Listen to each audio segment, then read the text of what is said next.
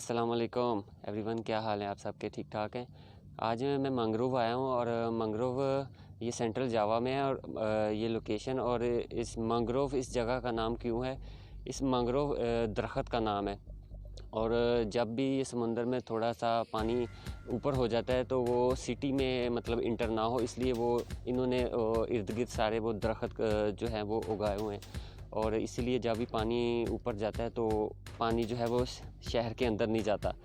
तो ये एक उन्होंने एक प्लेस बना दी है, उसके काफ़ी समुंदर से तकरीबन 5 मिनट या 10 मिनट तकरीबन बोट चलती है और वो इस लोकेशन पे पहुंच जाती है। और इधर इन्होंने सारा ये बांस के वो बनाया हुआ है बैठने के लिए ना, कि टूरिस्ट जब भी आएँ तो वो इधर इंटरटेन हो सके।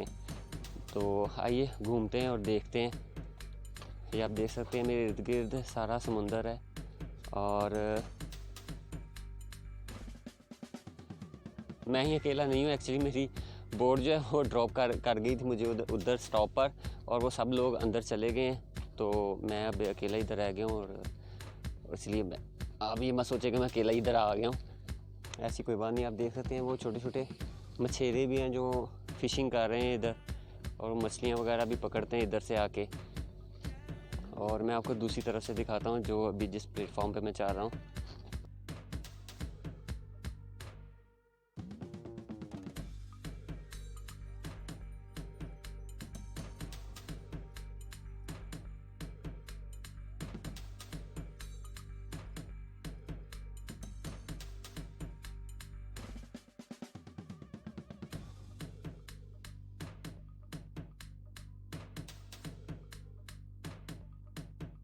इंडोनेशिया में ये चीज़ बड़ी ही ना देखने में आई है कि इनकी हर सिटी में, हर प्रोविंस की हर सिटी में कोई ना कोई इनकी ना ऐसे इन्होंने विज़िट प्लेस बनाई हुई है कि आप अगर उस सिटी में इंटर होते हैं तो आप बग़ैर तस्वीरें खींचे या बग़ैर उधर के मशहूर खाने खाएं आप नेक्स्ट सिटी में ट्रैवल नहीं कर सकते। ऐसा मतलब इन्होंने हर सिटी को बनाया हुआ है। तो ये सारी जो है ट्रैवलिंग पे ही मैसर है मोस्टली ना, इनका जो इर्द गिर्द की जो जॉब्स हैं, ताकि लोग ट्रैवल करते हैं वो जैसे ही आते हैं वो साफ ज़ाहिर है वो इनके होटल भी यूज़ करेंगे, रेस्टोरेंट भी यूज़ करेंगे, इनकी ट्रांसपोर्ट भी यूज़ करेंगे, टैक्सी यूज़ करेंगे।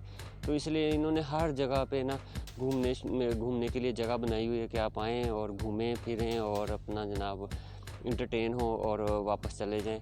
और आप देख सकते हैं कि ये मैं ऑलरेडी अब लोकेशन के अंदर आ चुका हूँ, जहाँ पे इन्होंने छोटे छोटे ना रेस्टोरेंट बनाए हुए। ये सारे जो है वो बांस के बने हुए हैं। इंडोनेशिया में बांस को बम्बू कहते हैं। तो ये सारे बांस बम्बू के बने हुए हैं और ये काफ़ी कॉस्टली पड़ जाता है इनको ना ये बनाने में। है तो ये गवर्नमेंट के बनाए हुए, ये ख़ुद लोकल लोगों ने मतलब के साथ मिलके ना, पर गवर्नमेंट ने बनाए और आगे रेंट पे दिए हुए हैं। ये इनकी ज़ाती मलकियत नहीं है। ये 1 महीने का रेंट देते हैं और अपना ये खोल के बैठ जाते। ये देख लें ये खाली अब पड़ा हुआ है। क्यों है? क्योंकि कोरोना की वजह से ट्रैवलिंग बहुत मखसूस होकर रह गई थी, तो इसीलिए ये अब खाली बाज़ रेस्टोरेंट है ये खाली हैं। अब ये पहले रेस्टोरेंट है और ये खाली है। और ये देख ऊपर से ये सारा बांस का बने हुए हैं घर, ये सॉरी रेस्टोरेंट। और ये आप देख सकते हैं अभी सुबह का टाइम है, मैं अर्ली आ गया था। तो ये 10 दिसंबर को ये ओपन हुआ है दोबारा। मैं लास्ट टाइम जब इधर आया था तो कह रहे अभी ओपन नहीं, इनकी कंस्ट्रक्शन का काम है और दूसरा कोविड की वजह से। तो अभी ये खुल चुका है। अभी मैं इधर ब्रेकफास्ट करूँगा और आपको दिखाऊँगा कि इधर मैं बैठ के क्या खाता हूँ, और मेरे साथ रहिएगा।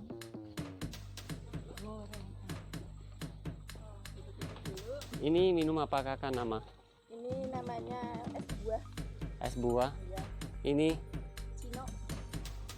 ini आइस बुआ Iya. सत्तू। Adanya itu. मैं अभी आइस बुआ पीने लगा हूँ और यही मेरा नाश्ता है सुबह का। और ये भी काका बनाने लगी है। काका इधर बड़ी बहन को भी बोल सकते हैं आप। तो ये जो आइस बुआ है ये फ्रूट्स इसमें है कि फ्रूट्स सारे डाले हुए हैं और जेलीज़ भी हैं। और साथ में एक और उसका मुझे नाम नहीं पता, वो कॉफ़ी सी लग रही है। और अब बैठते हैं और पीते हैं। मैं तो इधर अब बैठ के ये हल्का फुल्का सा नाश्ता करूँगा। और जैसे मैंने आगे बताया था, ये फ्रूट्स और मिक्स और इसमें जेली है इन्होंने बनाई, और ये स्वीट है और ठंडा है। इधर गर्मी बहुत ज़्यादा है, आज 25 दिसंबर है, पर टेम्परेचर इधर 32 डिग्री होगा। गर्मी इधर, पसीना आ रहा है। बहुत मज़ेदार है।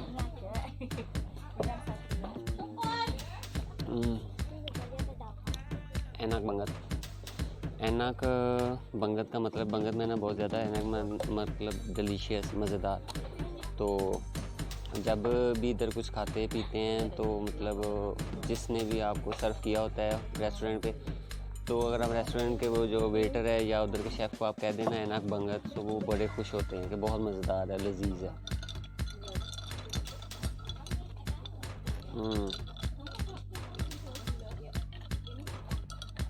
मैं अब खाने लगा हूँ। इसको स्रिंग कहते हैं और इंडोनेशियन लैंग्वेज में इसको कहते हैं उटांग, और उर्दू में से झींगा कह सकते हैं। और ये देखने में ऐसे हैं, ये देखो, ये मैं खाऊंगा। इसका टेस्ट देखते हैं कैसा है खाने में।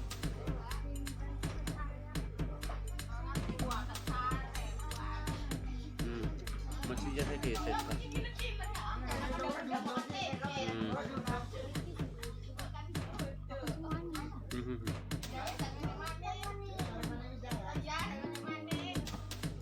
इसके ऊपर कवर सा है। अब इसको खाना कैसा है, मोस्टली तो इसको जैसे देखना है किया है या देखने नहीं आया है, इसका कवर उतारते हैं ऐसे, और ये इसका जो अंदर से गोश्त निकलता नहीं है, इसको थोड़ा सा लेके और बॉयल राइस, इंडोनेशिया में सिर्फ बॉयल राइस, रोटी के बारे में सोचना भी मत। कहाँ है बात।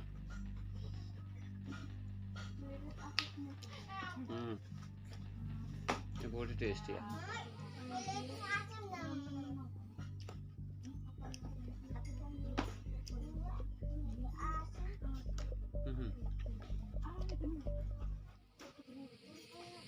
नमक इसकी सारी मछली जैसी है, और इन्होंने इसका ना प्याज डाल के, और फ्राइड प्याज भी है इसमें,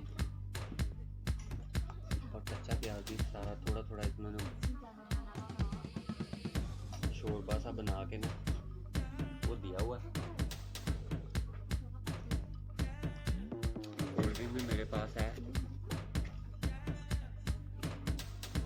ऑरेंज जूस।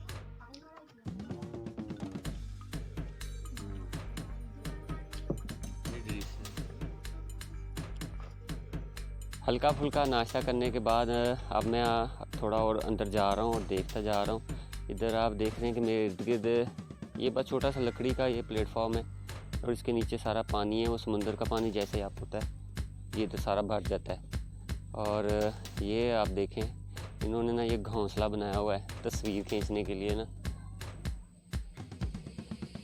अब इसके अंदर मैं भी कुछ सेल्फी ले लूँ। ऐसे तो मुझे डर लग रहा है, पर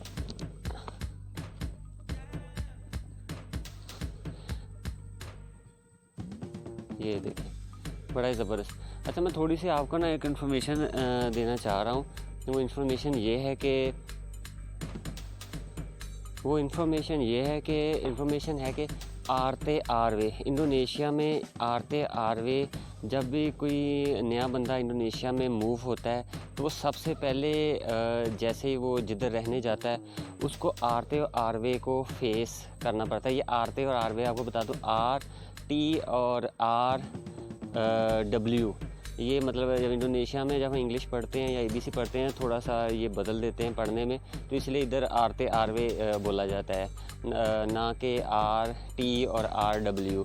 आरते और आरवे के बारे में मैं आपको बताता चलूँ। आरते और आरवे के अब देखेंगे आप, बेशक हिस्ट्री उठा के देख लें इंडोनेशिया की, ये बहुत बड़ा मुल्क है, और इधर ये है कि इनका सिस्टम ऐसा ज़बरदस्त है कि इधर ये मैं मेंशन करता जाऊँगा, इधर दहशत गर्दी और ये चोरियां वगैरह और या कोई गलत लोग जो है ना, ये बड़े कम पाए जाते हैं। वो क्यों पाए जाते हैं? आरवे की वजह से, आरटी और आरडब्ल्यू की वजह से। क्योंकि जैसा ही फॉर एग्ज़ाम्पल मैं इंडोनेशिया में नया आया हूँ और जैसे ही मैं किसी के घर में गेस्ट जाऊँगा, ठीक है, और वो गेस्ट 1 दिन के लिए हो, 1 घंटे के लिए हो, चाहे वो एज ए फॉरेनर, जैसे मैं जाऊँगा, फॉरेनर ना भी हो, लोकल पीपल लोगों के लिए भी इनके लिए यही कानून है कि जैसे मैं किसी के घर गेस्ट जाता हूँ या मैं परमानेंट उधर मैंने घर ले लिया रेंट पे, या मैं परमानेंट मैंने घर ओन कर लिया तो मैं रहने जा रहा हूँ, सबसे पहले उस गली आरते और आरते जो है वो एक छोटा, मतलब वो कह लें कि हम गांव के लेवल में हम कहते हैं कि ये नंबरदार सिस्टम ना, ये है कि वो उस गली में जितने घर होंगे 2-3 गलियाँ उसके सुपुर्द की होंगी। इस गलियों का 2-3 गलियों का जो डेटा है घर का, वो आपने संभाल के रखना है। उसके पास बाकायदा रजिस्टर्ड होता है और वो रजिस्टर जो है वो इनकी यूनियन काउंसिल के से मतलब इल्हाक होता है, उधर से मिला होता है और उसकी वो वजीफ़ा भी उसको लगाया होता है। सैलरी तो नहीं उसको कह सकते, मतलब 2-3 हज़ार रुपये, वो डिपेंड करता है कि वो कितना काम कर रहा है। तो जैसे ही अब बात आती है कि जैसे ही मैं मतलब आता हूँ तो मैंने फ़ौरन उसको रिपोर्ट करना है कि जनाब ये मेरा पासपोर्ट की कॉपी है, मैं इधर इंडोनेशिया में आया हूँ, किस लिए आया हूँ, वजह क्या है। वो पूरा इंटरव्यू करते हैं, ठीक है। ऐसे वो आप ऐसे लगेगा जैसे आप किसी एम्बेसी में वीज़ा लेने चले गए हो, तो वो इंटरव्यू करते हैं। अच्छा, काम क्या करते हो, कितनी देर हो गए, अच्छा अगर शादी की है तो किससे शादी की है, तो ये सारे कुछ सवाल होते हैं। वो फिर पासपोर्ट की कापी, जिसके घर में रह रहे हो उसके घर की मतलब आईडी कार्ड की कापी, ये सारा लेने के बाद वो डेटा सारा लिख लेते हैं और लिखने के बाद वो जो आरते हैं वो आरवे को रिपोर्ट करता है जनाब, वो अपने से बड़े जो जनाब बड़े को।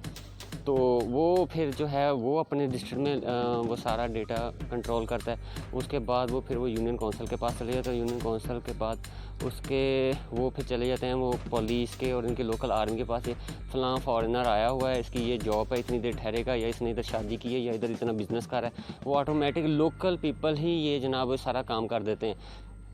पर अमूमन पाकिस्तान या इंडिया में तो पता नहीं, पाकिस्तान में देखा जाता है कि जैसे हम पाकिस्तान में रेंट पे घर लेते हैं तो हम सिर्फ पुलिस से ही रब्ता करते हैं कि ना हमने पुलिस में जाके रिपोर्ट करनी है और वो अपना वो डेटा। और बाज़ लोग या हमारी ख़वातीन जो है पाकिस्तान की, या बाज़ लोग टाइम नहीं होता, या अगर एक अकेली ख़वातीन वो पुलिस स्टेशन जाते वैसे डरती है कल्चर की वजह से ना उधर का।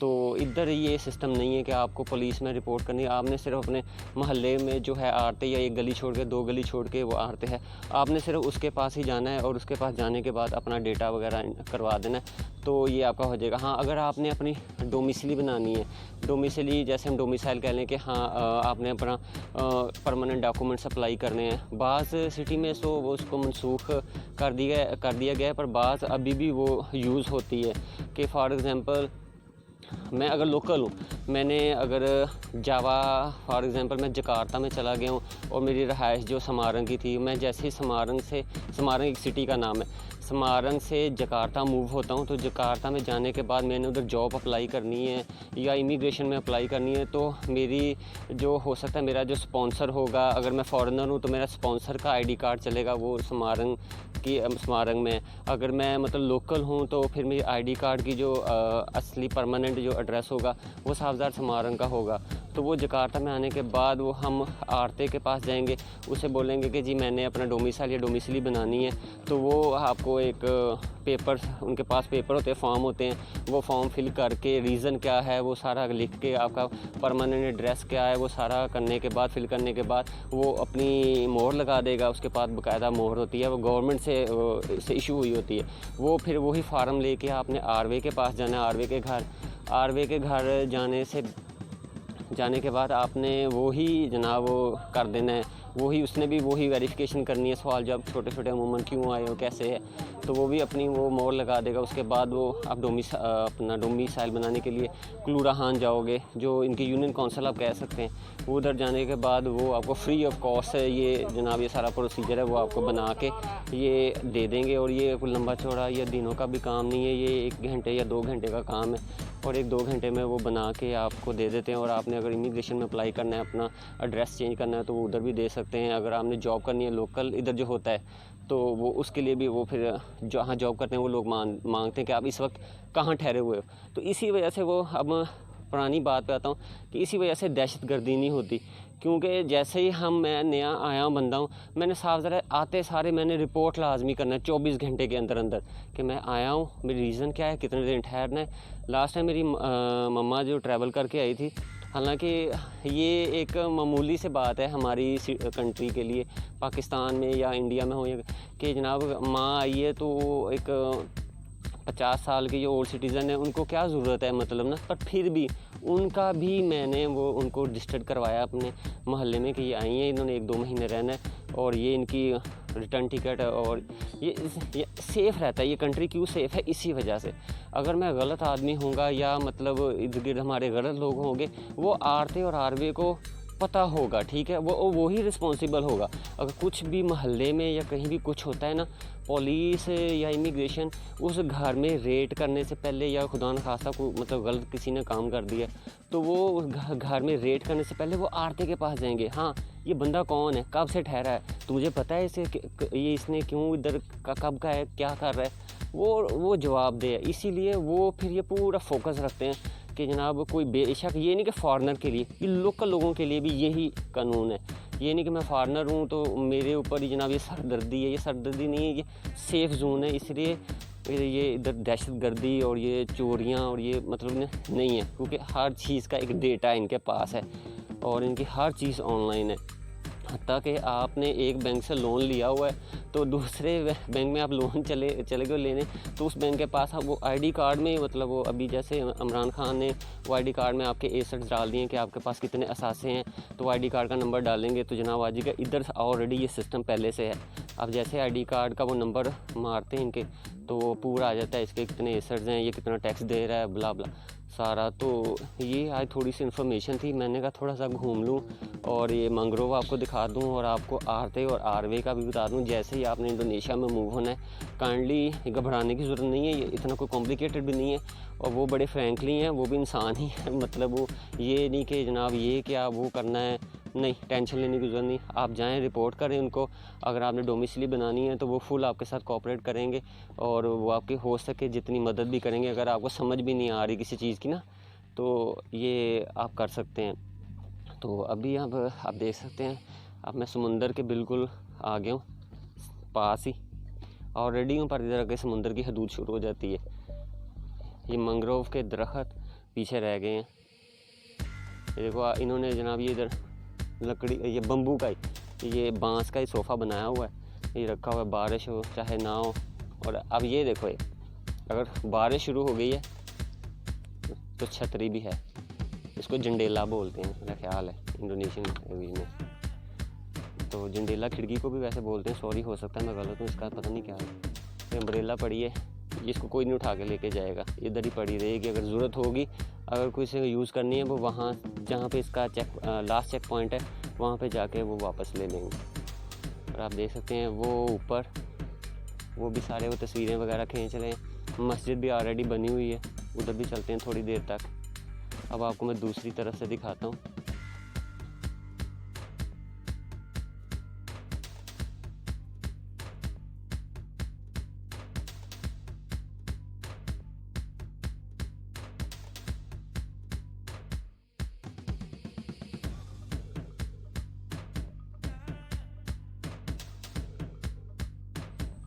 इंडोनेशिया की मुझे एक चीज़ बड़ी ही पसंद है और मैं बड़ा अप्रिशिएट करता हूँ इन लोगों को, ख़ास तौर पे लोगों को, गवर्नमेंट को नहीं। मैं मतलब गवर्नमेंट तो बहुत कर रही है इस मामले में।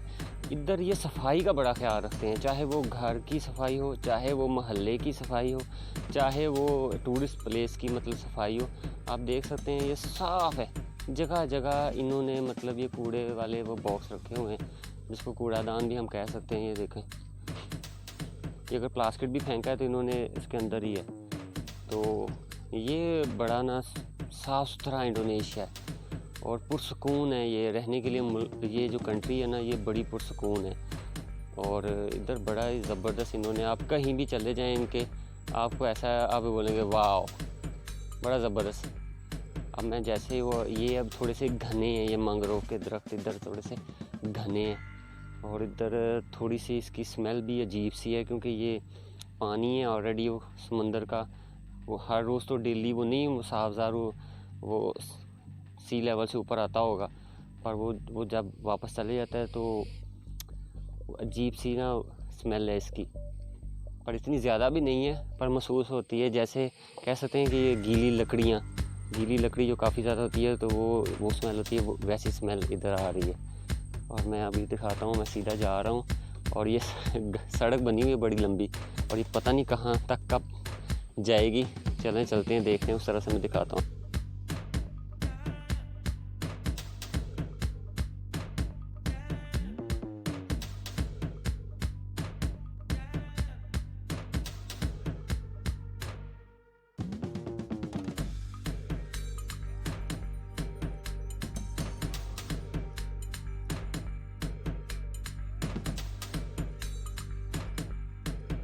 अभी मैंने ना रिकॉग्नाइज़ किया है कि यार इधर तो एक अजीबोगरीब सी मछलियाँ हैं। वो मेंढक भी नहीं है और वो कैटफिश भी नहीं है, पर है वो मछलियाँ हैं। वो बगैर पानी के भी वो सर्वाइव कर रही हैं और पानी में भी हैं।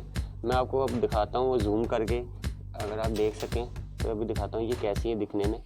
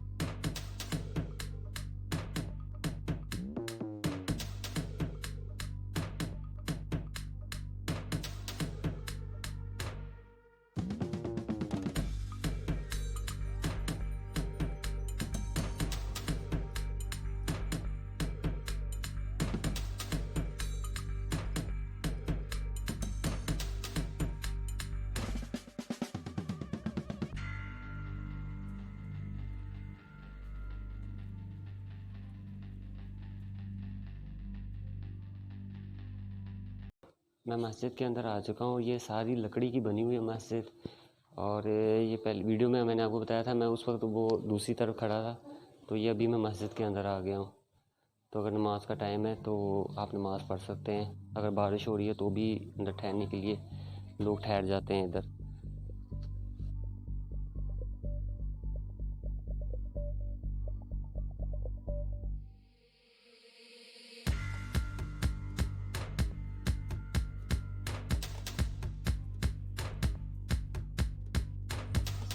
अच्छा, वापसी का टाइम हो चला है। मैंने दोबारा बोट ली और वापस आ गया। बोट में जाते हुए तो मैंने वीडियो थोड़ी सी बना ली थी, पर मैंने कोई भी बात नहीं की, तो उसका शोर बहुत था। दूसरा वो कोविड की वजह से मास्क पहनने का भी बड़ी पाबंदी थी, तो इसी वजह से मैंने सुबह मतलब ना जाते हुए ना आते हुए कोई ऐसी वीडियो या बातचीत नहीं की। तो अभी मैं वापस जा रहा हूँ। ये जर्नी जो है वो ख़त्म हो गई है, पर मैं जाते जाते आपको इधर थोड़ा सा बाज़ार दिखा देता हूँ, जो ऑलरेडी इन्होंने प्रिपेयर किया हुआ है कि जैसे ही कोई बाहर से लोग आते हैं विजिटर, तो वो खाने पीने के लिए या इधर से कोई भी वो गिफ्ट्स वगैरह वो ले जाएं। इधर की यूनिक चीज़ हैं। तो अभी मैं दिखाता हूँ दूसरी तरफ से।